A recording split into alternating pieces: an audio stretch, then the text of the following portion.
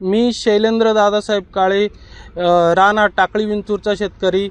तर गेल्या आठवड्याभरात गुरुवारी खूप पाऊस झालेला आहे। तर तो गुरुवारी संध्याकाळी चालू होऊन शुक्रवारी दुपारी 2 वाजेपर्यंत खूप पाऊस झालेला।